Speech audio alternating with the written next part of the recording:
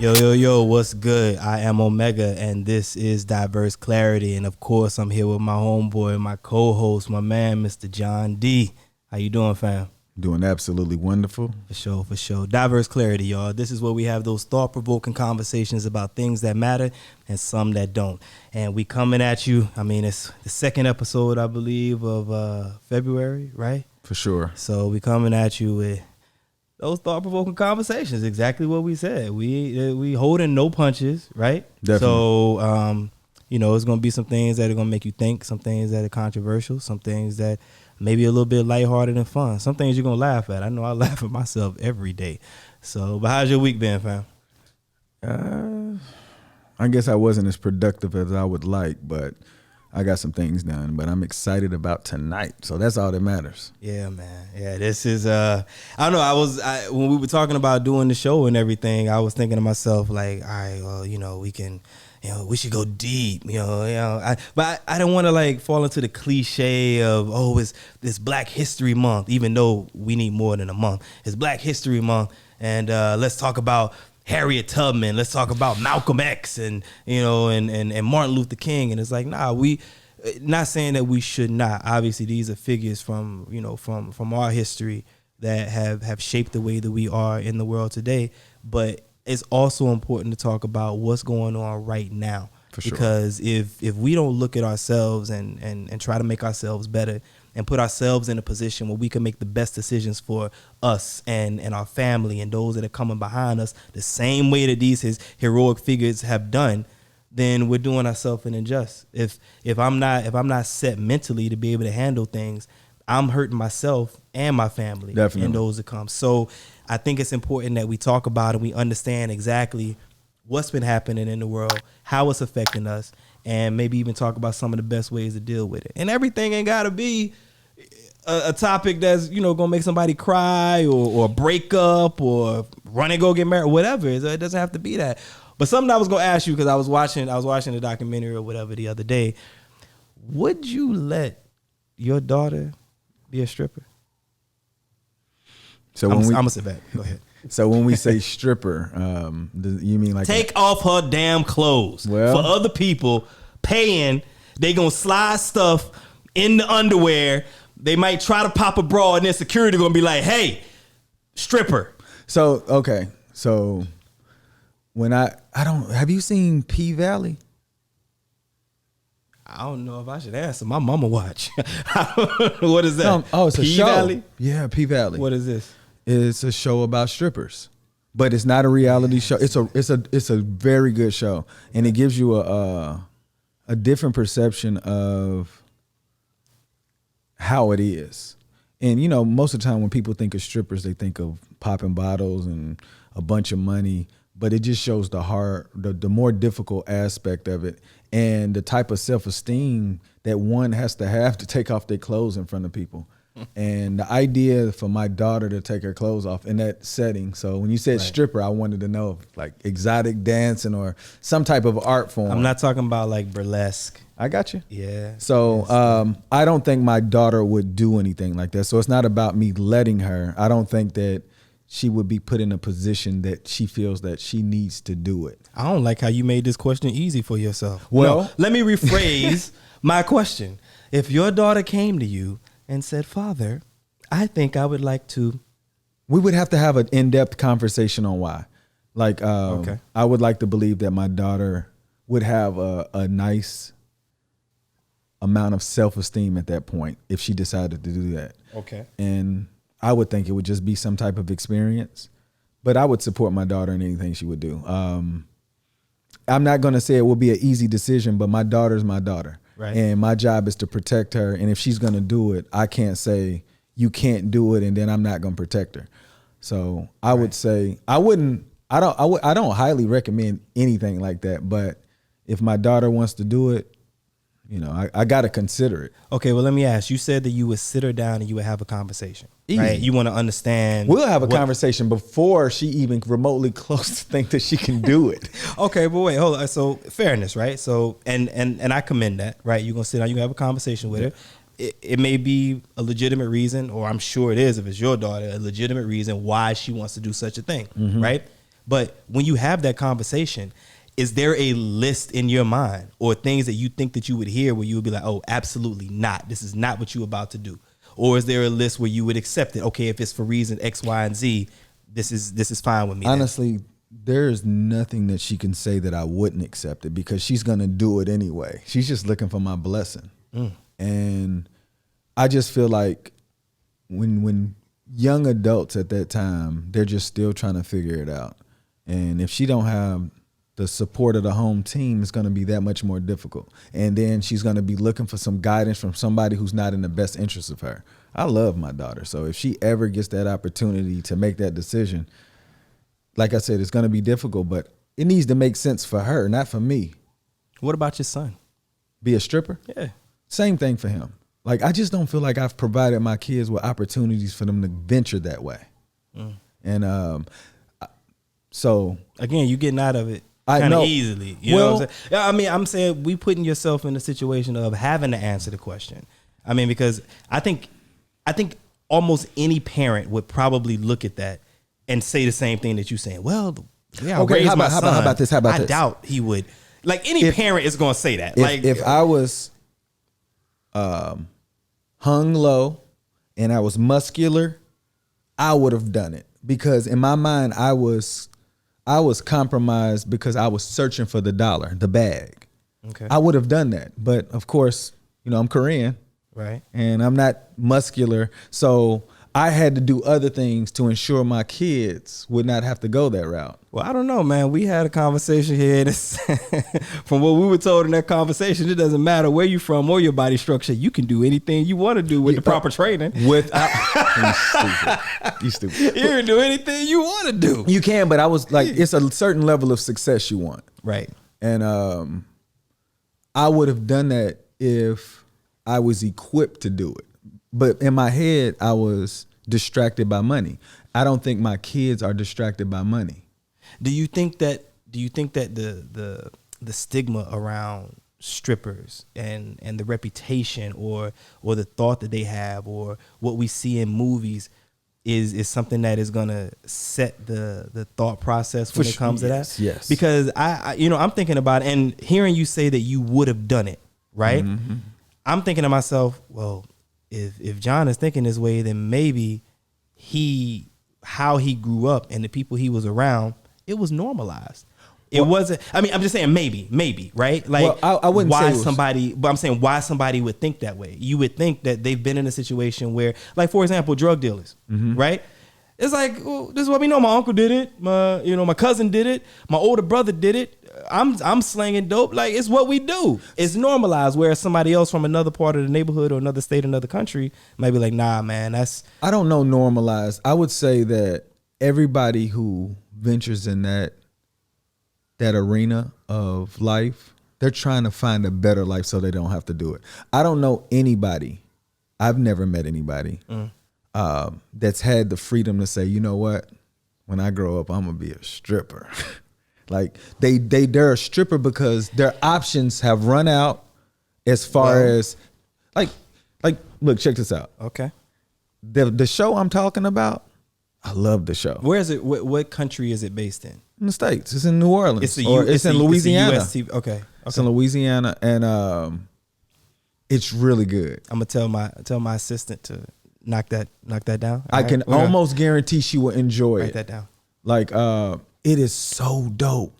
But the thing is, they show the hard reality of strippers. Like, they don't come from the best backgrounds. You know what I'm saying? It's like a level. It's a survival method. I mean, I think that's probably the vast majority, but I would have to disagree with you on the whole not being normalized thing, because that it is, things like that are normalized. It's normalized, but I don't think that people still want to grow up to be it.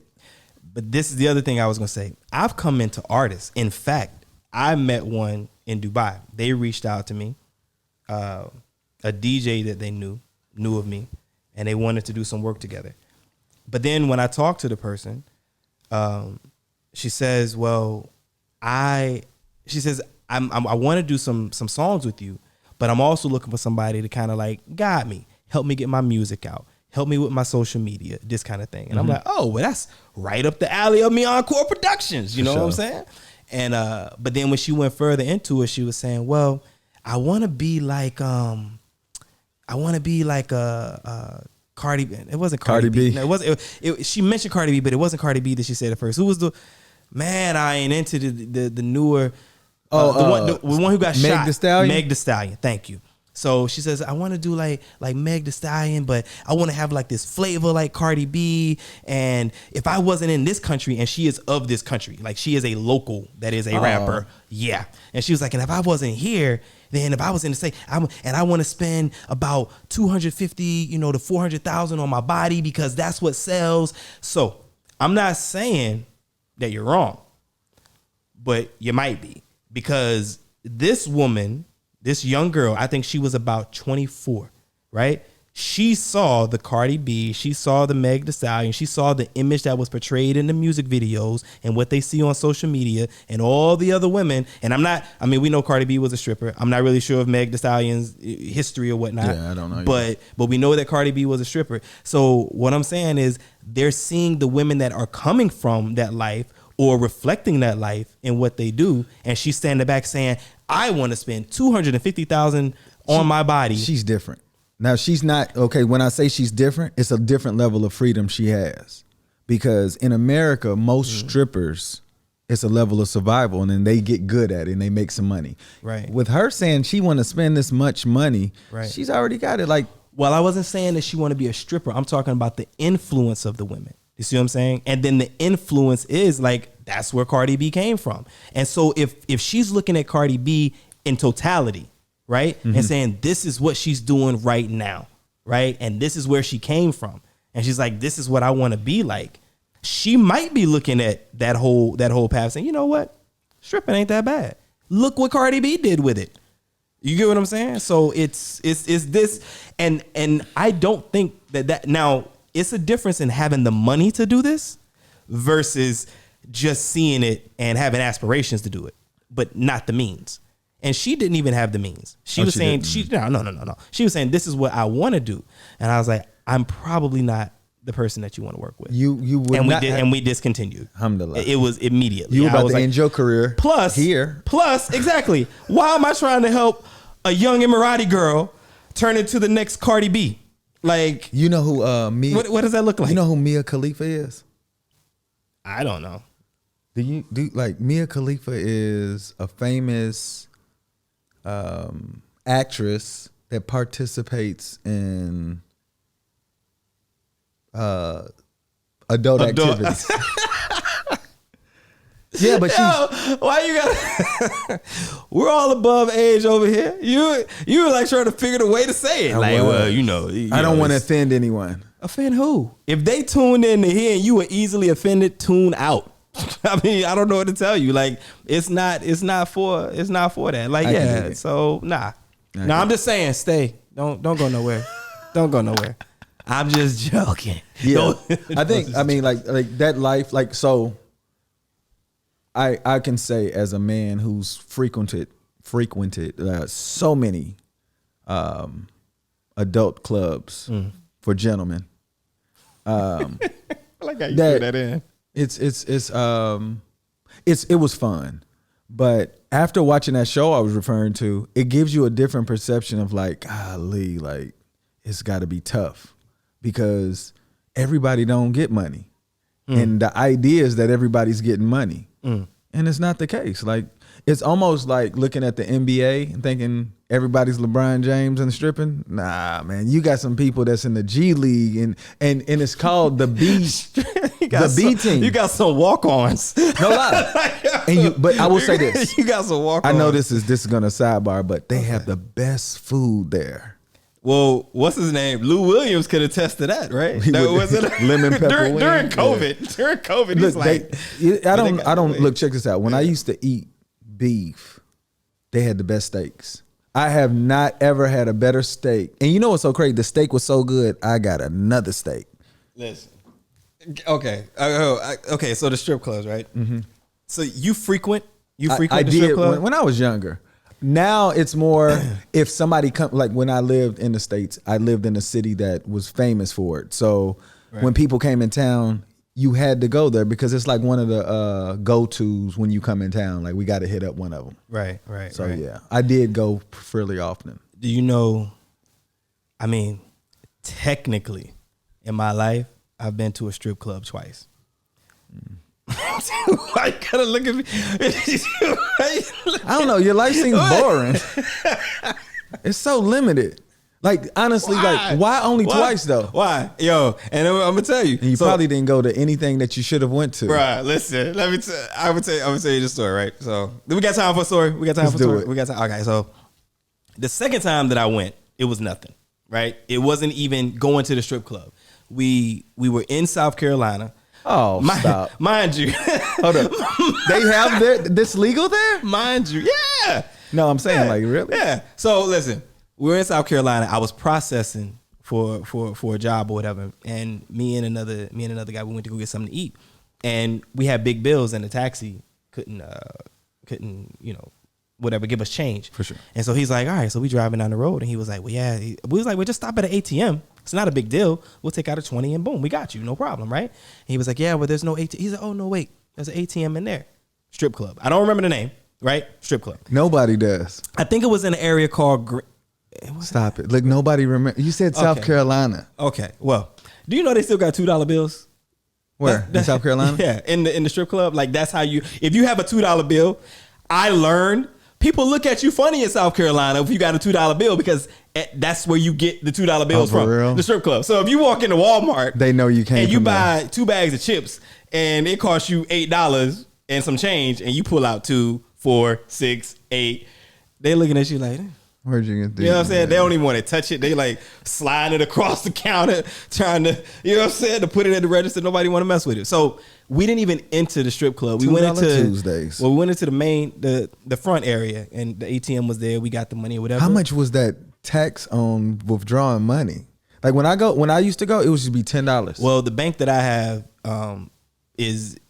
it's an international, and it's a lot of ex-military or whatever. They have it. We get the fees back. Oh, that's dope. So like, yeah, you pay it, but then at the end you'll get it back, or like the end of the month or something like that, right? So it's not a big deal. But all right, so the point. So we go in, we're in the main area, right? And the ATM is there, so it's done. We in, we out. That's my second time, and I wasn't even in the strip club. So I'm just being honest about like the entry of. Oh, right. We wasn't even in. It was just we walked into the little lobby area. You just went to get. That don't count. Exactly. All right, but I'm just saying. I'm being honest. Don't be making sour faces at me.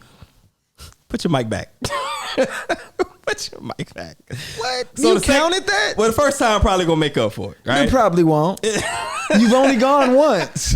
Oh my gosh. You counted that. I didn't count it. I entered the strip club, right? Yo, don't judge me. And too late. Don't judge me. Oh my God. You know what I'm saying? Come on, man.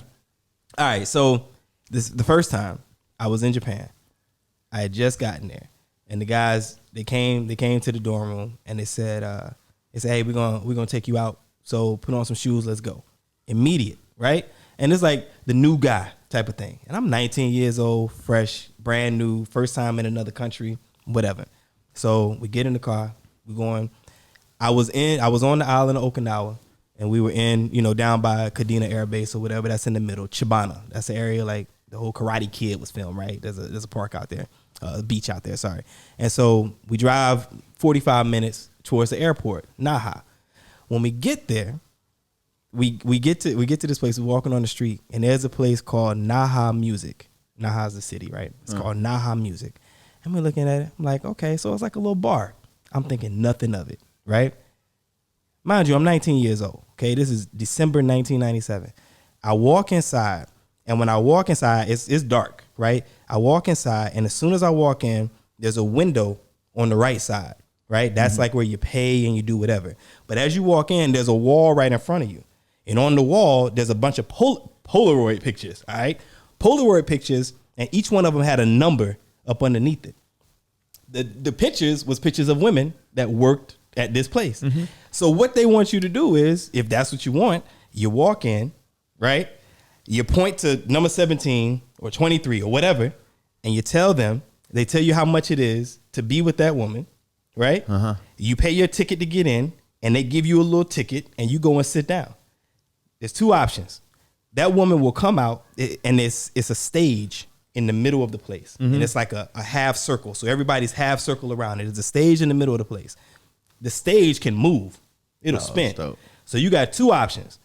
You can have sex with the number that you pull right there on the stage in front of everybody, or you go in the back and do it when your number is called.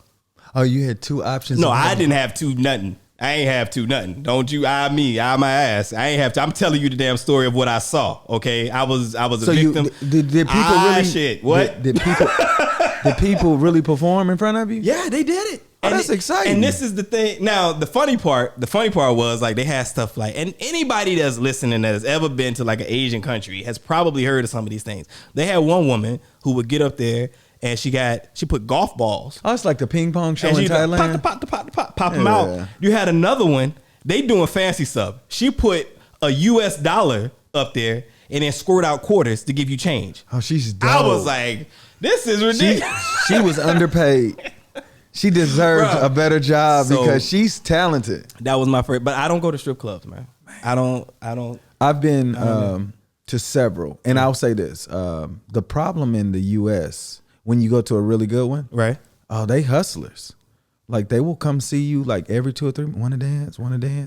And the best strip club I went to with courtesy and customer service was the DR. With courtesy and customer service? Yeah, because everybody's hustling in the States. So you seeing women. Oh, you mean they were providing courtesy and customer service? Yeah. Oh, okay. I was like, what? So in the DR, it was the best experience ever. Like, so we came in, they treated us like we were like famous. Right. And it was like, come. We go in and we sit down and we see a long line of women just come out. And we're looking like, because normally when you see women, they come down, want to dance. They did not harass us. They stayed in a line. And if we wanted them to come dance with us, we would pick them and then they would come. It was the best. It was like, you mean I don't have to keep telling somebody no thank you? No thank you. No thank you. No. It was like, you got what you wanted. You know what they call them in Japan? What's that? The no thank you, where you got to say no, because they come and they sit. Right? Wherever you go, they come and they sit. They call them the buy me drinky girls. Buy me drink. Because buy me drink.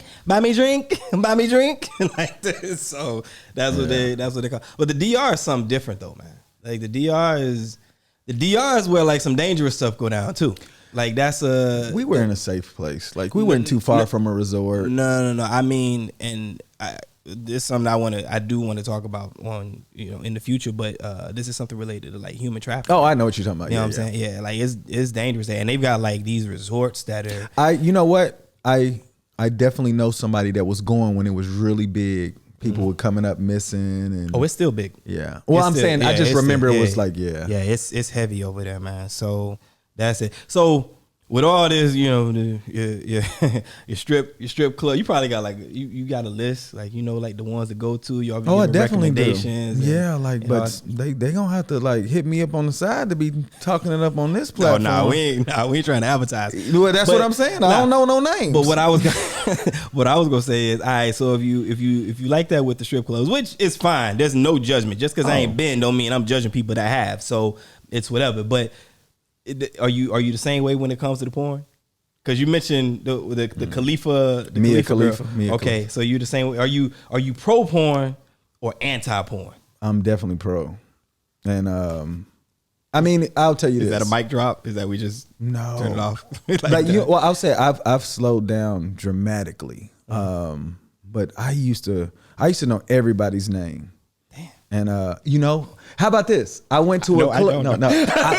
Are you familiar with? I don't know if I should say her name, but you can say the name and then we can bleep it out. I can bleep it. Oh, Backyard Boogie. Oh, Backyard. Look, check this out. I saw her. Look, I went to a strip club, and she was there. And how about this? I went up. I had $100 all in ones. and I put it on the stage and she didn't even see me. I was so hurt. And so I went back to the table, right? And I was like, she didn't even see me put this $100 out. So my friend was like, man, here this 20. So I go get the 20 and she comes and sits on the stage and I walk up and she wraps her legs around me and she said, I'm giving lap dances in the back. I said, I got to go home to my wife. She was like, you better come get this lap dance. And I was like, as much as I want to, I really got to go home. But I love her. You say it with the professional voice. You know, I would really love to have you spread yourself on my lap. Listen, I would. You ask anybody, I would. Well, lap dances are real. If you wear jogging pants, lap dances are wonderful. I'm not allowed to wear jogging. You stupid. This guy. But if you go to a strip club, you want to wear jogging pants. It's fun. Yeah. Are they allowed in a strip club? Isn't there like a dress code? Like nothing that resembles a rapper? Isn't that the no Timberlands? No. Oh, well, you know, if you go in the daytime, you get the B squad. And you know what the B team, what's so crazy is the B team are the friendliest women in, like, I think they're more students. They went to like they're in college because they're really nice. Like the ones at night, they getting money. They trying to make it happen. The ones in the daytime, they was like, I'm just getting this money to pay for these books. But they're really nice. They're wonderful to converse with. So the B team, is this like the strippers that they used to be fly back in the 80s? Oh no. And like now they're just like, y'all been doing it for so long and no, man. I think to be honest, the B team is they can't go all the way up the pole. Oh no, they're skilled also. It's just that it's a different type of mentality you have to have at nighttime. Real. I'm good, man. Yeah, they were good too. I just Have you of context. Have you seen the skill set though? Like they be riding bicycles on the poles. Like they'll be like Barnum and Bailey, right? But look, I'm telling you, they'll be on the pole and it'll be somebody there to pedals and the girl will be riding bikes. Oh, they are skilled. You went to the circus. That wasn't the strip club, fam. That was not the strip club. They deserve a lot. They deserve their phone bill to be paid. Okay, now I'm intrigued. What's the craziest thing you done seen? Because I'm like, what the craziest thing? Yeah, in the strip club. You talking about somebody riding a bike? That makes me think about like an elephant in the circus and a monkey's on his back. So I'm not gonna say the name of this strip club. Yeah, please don't. And I'm not gonna say the person that we saw, but there was a professional football player that beat up a police officer. What state was this? You can give us this much. I can't. I was in Atlanta. All the football players go to Atlanta. I know, but this story was real. Look, we was out there. Me and my friends was out there, and you see him. Did he play for Atlanta? No, he didn't. But listen, I mean, he's never mind. Listen, so check it out. So he comes out, and he got the new. It was a BMW, you know, like it was a BMW truck van. I can't think what it's called, but it was when it first came out. It was hot. And he got in. I was like, look at this dude. And he's heated. And then you see a police officer like, y'all gonna let him hit me and run because he played football? He was hot. Like the police officer was like, y'all let him hit me. Man, I was talking about the strippers. Well, nah, man. Like, what's the craziest thing you just seen? I ain't talking about an old episode of Cops where things went wrong. A professional football player really hit a police officer and got away with it. Yeah, and? That ain't crazy? No, it's Atlanta. I ain't never seen that before. Bruh. As far as Atlanta? Oh, the craziest thing Atlanta, hold up. Atlanta is the place where a woman can have a baby on the table at TGI Fridays, and when she's done, they just come and wipe it off and see the next couple. Man, you tripping. I ain't never seen that.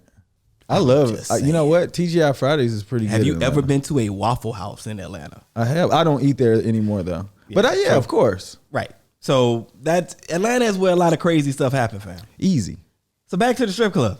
I can't say crazy. But for real though, the bike thing was like kind of like the craziest thing that I've seen. Then it wasn't in Atlanta. It was another strip club in Miami, maybe North Miami. But it's well known. But I remember their ceilings are really high where we were. And I saw a woman climb to the top, and she free fall. And like maybe 3 feet before the ground, she caught it and then fell in the splits. I was like the idea that She felt like, when I say she dropped, it was like she was flying in the air, falling, and she stopped like 3 feet and fell on the. I was like, she really believed in her strength. But when I say the ceiling is got to be 25, 30 feet in the air. It's not a regular place. It was like a warehouse kind of, but the ceilings were so high, man. The women are very creative in making this dollar. Goodness gracious. Skill set is real. Okay. All right. You really haven't seen women perform like this? Bruh, I'm telling you. They have contests. Like professional contests. If you look up stripping, like, I don't know, strip dancing, like they have real contests. Man, them women are dope and strong. Like the things that they be like, oh, they cold. I love it. Wow. I literally just, when I go, I support, because that's a specific skill set that deserves to be tipped. I mean, I get it. It's just not been on my list of like, this is what I want to do. It's not been a common this is for other people. Like I go with other people. Yeah. But I've never done that either though. Like that's something where I've never really like bought into. Like, for example, like a lot of people, especially here, for example, right? Because I don't even mess. I perform, but I don't really mess with the clubs. Like I go and I perform. I'm an entertainer. I'm not a patron. You feel me? Uh-huh. So like, but people here will say things like, yeah, I don't like the clubs either. And it's like, oh, okay, yeah. But I just go when my friends, when they have something like a birthday party or something like that, which is fine. I'm not judging you either way, right? But then it's like you a whole ass adult admitting to peer pressure, because then they're saying, well, that's where they all go. Like, where else am I gonna go? That's where all my friends go. Like, where? This is what we doing? Like, if you really don't want to go, don't let that be your reason. Well, don't do some indirect peer pressure and be like, I go because that's where all my friends go. And I don't know if it's necessary peer pressure, but I'll tell you this: just because you don't want to go, don't mean you don't want to be with your friends, though. Right. See, I guess I had a different breed of friends, because like the way that it was with us is like, for example, when I was living in Hawaii, if it was somebody's say it's your birthday, right? Which, happy belated birthday on there, yo. February 2nd, y'all. 2/2/21. All day. You know what I'm saying? So, and it was on a Tuesday. For sure. Yeah. I'm too much me. All day. Y'all make sure y'all follow him at Too Much Me. WO Much Me. Y'all better follow me. Come on. Sure. Make me famous out here. Like OMEHGA. Whoa. I'm trying to be that famous. Whoa. Inshallah. Wow. This brother. What was I saying, man? I never. The peer pressure and going to clubs. That you lived in Hawaii. Right. So for me, when I was in Hawaii, right, like if it say it's your birthday, right, everybody that's in the group is like, all right, we're going out to celebrate John's birthday. But they know that everybody in the group ain't on the same level. Some people got kids. Some people is married. Some people single with kids. You get what I'm saying? Definitely. Some people just don't go to the club. So what they do, they usually would schedule something where it's like, we're going to do a 2-part whatever. Like, all right, everybody, we're going to meet at 7:00 over here for dinner. Got you. We're going to do the dinner. We're going to have the cake. We're going to, toast up to John's birthday because he's 4 years old, right? And then, and then,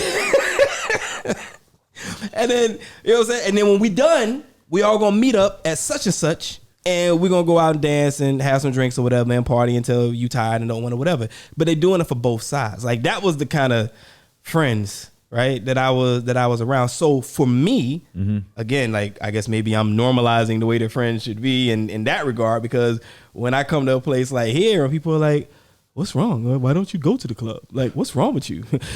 Did something happen? Like, is it, is it traumatic or whatever? It's like the way that the question come across, and I just don't get it. It has a lot to do with who you are, and they just expect, because when you see people in the entertainment business, you feel like they're always around other people. But here's the difference, fam. I'm sorry, but here's the difference. We talking about people that may not even know, right? The role that I it's because you black. Black people be going to clubs. Well, this is this is where we get into the stereotypes or whatever. Like that's a problem. But what I was gonna say is like where I was working at before, right? When I was up in Dubai, nobody there knew that I did music. The way that they found out, I was there for 3 years. I was an operations manager, right? The way they found out that I did music, I went to Uganda on a mini little tour, right? And shout out to Uganda and everybody out there. I love you and I appreciate you. But 2 of my songs was in Uganda's top 10 on the #1 radio station. That's dope. UBC 100. Congratulations. Thank you. The Anthem and Turbulence. And they contacted me, invited me out, whatever. I was there for 2.5 weeks. I was doing TV. I was doing radio. I was supposed to do motivational speaking at the university, but the time I went, it was in the summer. Fast forward, right? You know how like Facebook is, and how they, if you're friends with someone or someone is near you or whatever, you might get pop-ups and this and that. And I wasn't running any ads, but my assistant in the office, she was over there with the finance guy, and I saw them giggling at their desk. And I'm like, what the hell? What's going on? Yo, what's up over there? What are y'all doing? Hey, we got work to do. Hey. You're like, oh, like, nothing, sir. And I'm like, nah, something's up. So I walk over, what's going on? And the guy was like, sir, this guy on the Facebook looks like you. And it was a promo video, right? And they're like, nah, just saying it. They knew it was me. And they're like, why you didn't tell us? We would come. We would support you. If you're performing, we want to follow you. What's your social media? So my point is, I don't even talk about, really, I keep 2 separate lives. No doubt. That's good. That's dope. 2 separate lives. So like a lot of people just know me as Naeem. They don't know me as Omega, and vice versa. And when one finds out the other, they're like, what? For real? You? Let me hear something. Give me a link. So it is what it is.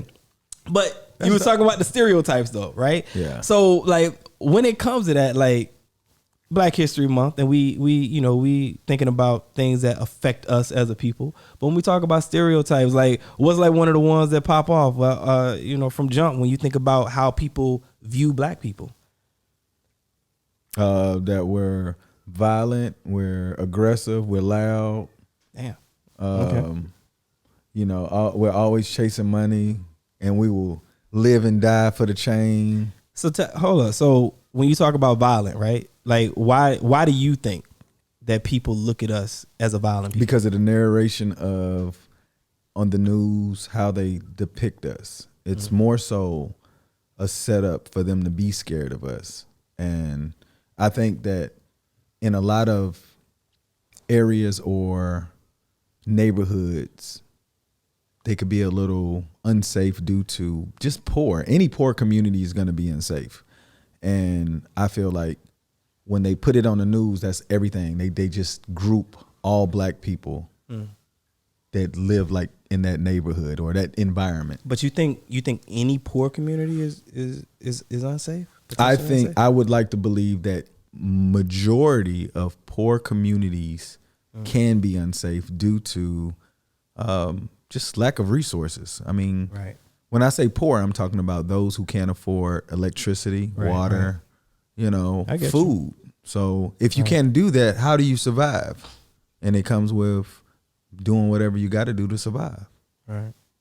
So with that in the community, so like what I don't like is one of the stereotypes is that they assume that Black people from said communities are drug dealers or we're lazy, and like always on on welfare. So look check this out. Living off of the. Go ahead, speak on it. Look, so this is what I did research on this recently. Like, majority of poor people are white. Yep. Like, you make it seem like it's us that's lazy, but I think overall the assessment of poor people is going off the stereotype of white people. They're lazy and they automatically assumed us, because I'll tell you this. I've been poor. I've been to poor communities, and they are far from lazy. They are trying to get it and to get out. But if you can come up with this narration that Black people are poor and lazy and they don't want to do this and that, it's because they're looking at the overall assessment of the poor community in the United States. And like I said, majority of them are white. How about this? I had a conversation with my wife recently about how they had to come up with this assumption that poor people act like this, and they just put it on Black people. Like, majority of the people on welfare are white, right? And if you look at poor white communities like trailer parks, they don't really look to get out. They're content living in the trailer park. Right. So you don't see like, okay, I'm going to get out the trailer park. They do that for generations. Yeah, you're right. You know what I'm saying? No, so you're right. they don't have the need. Like we don't want to be in the hood. You know what I'm saying? We want to get out to create opportunities to not live like that anymore. Right. But when you got people writing what it looks like, they're only describing them, but they put it on us. I mean, I think it's one of those things where, I mean, like you said about the narrative, right? And I think it's a part of, actually, it's a part of the systemic racism. Easy. You know what I'm saying? Like it's a way where they draw imaginary lines between the people, right? And it's very easy to draw a line between the classes, right? It's very easy to draw a line between the colors of the people, right? For example, like when we talk about, say, South Africa, right? And I recently learned that Brazil is very much the same way as South Africa, where there's the colorism, right? So it's not just, oh, you're black. It's you're this color black and you're this color black. What do you mean? What's this color black? Okay, so for example, right? Like when you look at, like, say, South Africa, right? When you look at the South African community, you could have someone who, it's just the different shades of black. It's colorism, right? It's the different shades of black, right? Mm-hmm. You get what I'm saying? And like that, and that's what I mean. But that's what they mean by this color black. So what is this like color black? You would be probably in the category, maybe even myself, I'm fairly light, but you would be in the category of like Trevor Noah. If somebody were to see you, I'm darker than you. What are you talking about? What's that? I'm darker than you. You was in the sun today. Man, stop. You was in the sun today. I'm Wesley Snipes. That's your socks. We need to his palm. I'm Wesley Snipes' palm. But you know what I mean? So like I mean, I don't know all the details, but I do know people that, but it's colorism. It is the different shades of the black people that have been segregated. So it's the way, when you look at it, it's like, we're not, as the white people speaking, those that are trying to run the society, we're not just going to make black people or try to make them feel inferior to us. No, we're going to make them fight amongst themselves, right? So because there's power in numbers, and we have the numbers. You see what I'm saying? Like, people forget, like, the numbers that we are across this globe, and soon we're just gonna have it all. Like, it's just what it is. It's coming. It's the inevitable. But people forget, you know, such things. So what they say is like, you know what? We can't win if they come together. So we got to make them fight amongst themselves. And then whatever comes out of that, that's what we're going to have to deal with. Right. But let them go out there. Let's set them up. It's a crab in the barrel type mentality, you know, and pit them against themselves. So, and this is what they've done with the colorism there. So this is what it was, and this is what still has followed after apartheid. I didn't know that. Yeah, brother. So it is what it is. And like I said, I'm learning more, and I recently learned, like I said, Brazil is the same way, and it's crazy, bro. Like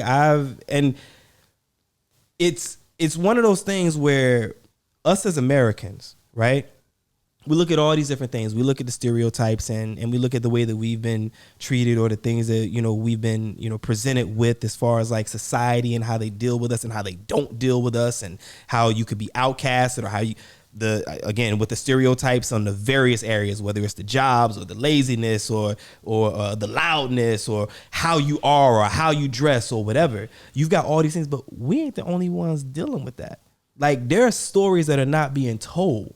You know, and I say all the time, like, America is the popular kid in school. It is. Okay, let me rephrase that, because that's, and I'm trying to like make sure USA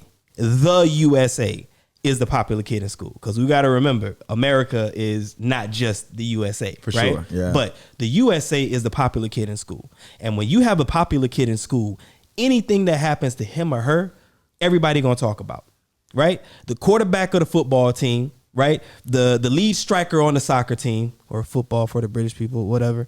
So football. So, but whatever it is, right? The cutest girl, the cutest guy, or whatever. If anything happens to them, everybody gonna know about it. Hangnail, stumped their toe, got yelled at, got detention. The whatever. microscope is right. real, yeah. And it is on us, and we are a product of that as Americans, because everybody else is paying attention to us. There is a huge ego for America and Americans, because it's like when you walk into a room and everybody looks at you, hell, every day is our wedding, because everybody is looking at us, because everything that we do is put out there in front of, you know, the whole world. Yeah. Right. So when it comes to things like colorism, right, and the black struggle, it's far beyond just, and I mean, I know you know this, but it's far beyond just the black struggle that's happening there in the USA. Black people all over the world are dealing with some type of racism or bigotry or whatever the case is. It's unfortunate too. And it's not going to be forever. We are going to save the world. How do you fix soon. it though? Huh? Yeah. Like, well, I thought when you said we're gonna save the world, I thought we're gonna fix it. Like, I'm telling you, it's gonna be something. I thought you meant like right now. Like my supercharge is on the charger, so it's gonna take a couple years for it to boost up. But I don't know. Like, on real talk, like I don't know, because when you try to educate people, right, they take it like you're holding on to a part of history that they think that you should forget about, or because that piece of history that is now a part of present day, because they don't experience it, they think that you're delusional. And what are you talking about? People aren't racist. I think it's, America's they don't understand. not racist. The USA has a black president. What are you talking about? This isn't true. But they don't understand though. This is what I'm saying. Yeah. And when you try to explain, it's a circle. It's a circle. They don't understand. When you say right. But you said when you try to explain, if they don't receive it, then you're talking the wrong language. We have to understand that you have to meet people where they are. Just because you're articulate don't mean they're supposed to get it. No, what I'm talking about is they don't want to hear it. See, there is a huge difference in hearing. Then you have to say something for them to hear. Like, just because you and I are talking, how about this? Okay. If I say something to offend you in a few seconds, and then I try to say something for real, you're still going to be bothered because I offended you. Like, you have to get the attention. Like, hey, I was playing. Right. But they don't, it's not even about that. I get you. And I agree with you. Right. But okay. What I mean is, if you and I are having a conversation, nobody else, but let's just say there are people that are not of our ethnic background that are around, right? And you and I have a conversation and we're talking about whatever. We're talking about 13th Amendment. We're talking about slavery. We're talking about police brutality. We're talking about. And somebody hears it, they could be in a mind state of, did you hear those black guys over there? They were talking about President Trump and how he's this, and they were talking about the 13th Amendment, and like, let it go already. Like, slavery is like so old and so this and so that and blah, blah, blah. We didn't even approach them. That's already the mentality of let it go. It's over. But what they're not realizing, because they don't want to realize it, has nothing to do with how we're educating them or how we're discussing with them or how we're trying to just simply give them a little pamphlet of life and show them the way, right? It doesn't matter about any of that. They're just like, I'm so sick of hearing it. Every time they just this and this is this. And this is like, how do we fix it? We talk about it, right? Germany has no issues with a Nazi flag being flown or sewn onto the clothing of anybody there. You said they don't? They do not. No, I haven't seen it. That's illegal. Hello? I thought you said they don't have a problem. They don't. No. They don't have an issue of it happening. I'm sorry. They don't have occurrences. Oh, okay. They don't have an issue. Yeah, okay. Exactly. It's illegal. Right. So, South Africa, right? There is an understanding of what occurred. After apartheid, it was clear, it was talked about, it was known. In the USA, they're still trying to suppress the idea of, like, it wasn't that bad. Oh, it's not affecting you. What are you talking about? We're only representing our heroes from the Civil War. We're only you guys just want to take away our heritage. You want to take away. Are you talking about us wanting to take away heritage? Hello, 400 years ago, you went over to Africa because you was too fucking lazy to do your own work, stole people, brought them over, enslaved them. And who's trying to take whom's heritage? Are you serious? So how do we fix it? We have to educate people, but we also need to have people that want to be educated. Just because you go to an Ivy League school does not mean you're going to come out with more knowledge, more education. You're going to go to an Ivy League school and you're going to take from it what you put in.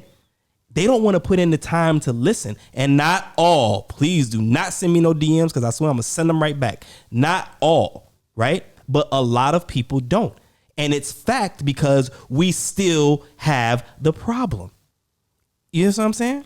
So I think the problem exists because the elite, I don't believe it's white people. I believe the elite white people, their money's not being touched, so they don't have to really change anything. Until their money is being touched, that's when things will change. Because right now it's just a bunch of bickering at the bottom. Just imagine you live in this house, right? And they was like, man, have you been outside? I was like, no, what's wrong outside? It was like, man, there's a war going on. I'm staying in here. As long as you're safe, you don't know what's going on outside. So the elite that runs the country, they don't go outside. They was like, look at them fighting. They stupid. like for real, I'm telling you. Okay, I'll give you an example. Okay. So the NBA, when they were protesting, they stopped playing basketball, right?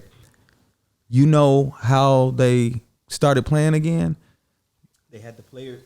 Yeah. They had the players meeting. Correct, right? But and you were going to do this and you're going to do that. Like they made and get, you know why they did it? Because they was like, they messing with my money.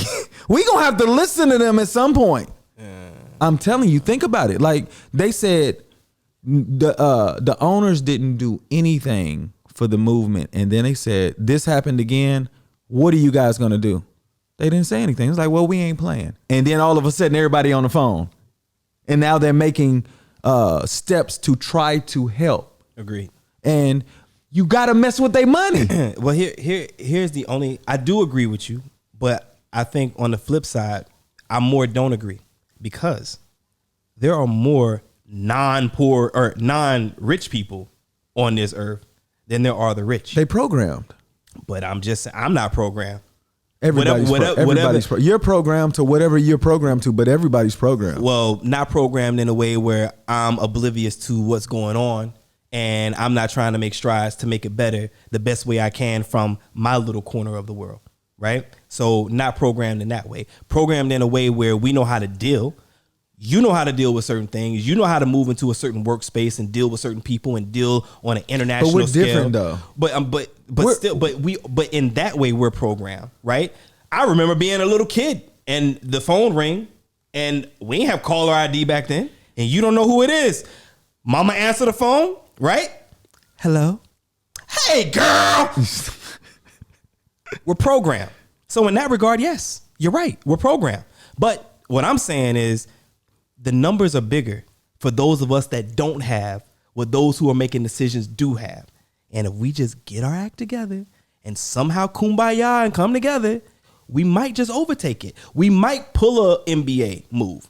We might make them see. Because I'm pretty sure if every person said, we're not going to buy iPhone anymore, we're going straight to Android, you think that won't make an impact? I'm pretty sure if every person in the hip hop community, rapper, singer, dancer, DJ, etc., said, you know what? We don't care about the Grammys. We don't care about VH1. We don't care about MTV. We're going to create our own and we're going to call it Revolt or Black Music or this and this or whatever they want to call it. And we're going to leave all of these other things alone. You think they're not going to come crawling?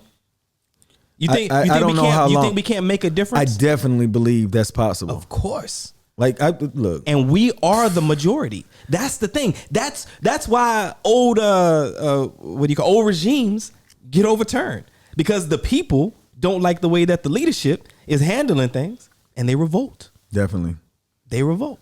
So that's. But it's gonna take a strong voice to meet people where they are to let them hear the message that you're referring to, because if people knew how strong they were in numbers and that they could change, but they don't think like we do. And that was the thing that I was talking about with the colorism, right? they could be very strong in numbers. But that white society has put in their mind that no. The one next to you that almost look like you is dangerous to you, is not as good as you, is dirtier than you, is not as smart as you, don't deserve what you have, or whatever the case is. So now they're bickering and fighting amongst one another instead of trying to pull it together and make something happen.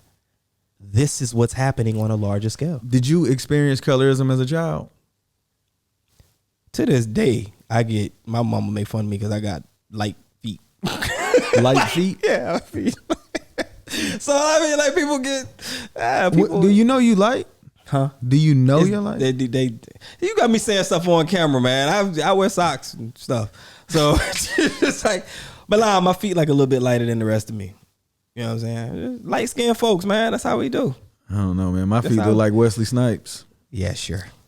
You're right. Yo, man, let's get ready to wrap this joint up. So, Black is beautiful. For sure, man. For sure.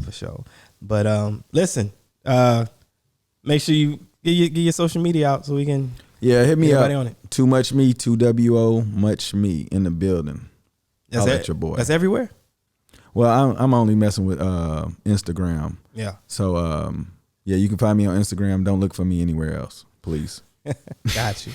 And we're gonna put that in the screen right over there. Inshallah. And then mine's gonna come up right over here. But hit me up at OMEHGA Official, OMEHGA, and that's everywhere online. So, but yo, that's another episode, fam. I had a good time. Yeah, man. Good talk. Eye opening. Huh? We covered a lot too. You didn't ask me any questions about some of the but that's okay. I'm happy. It's good. It's good. Like, yeah, I'm good with it. Like, it was some things on there. I was like, yo, you know, like when you ask somebody a question and they're like, well, how do you feel about it? And you didn't do that. And I'm like, yes. You so silly. So that's it. But yo, man, thank you all for coming in and listening and watching and all that good stuff. Always it's a pleasure with my brother, you know what I'm saying, to do this with you. Yeah. Definitely. I had a really good time. Hey, man, it's again, like I always say, there's a lot in store. There's a lot of things, and we're going to do more. So I am your host, OMEHGA. This is Diverse Clarity. It's where we have those thought-provoking conversations about things that matter and some that don't. Catch you next episode.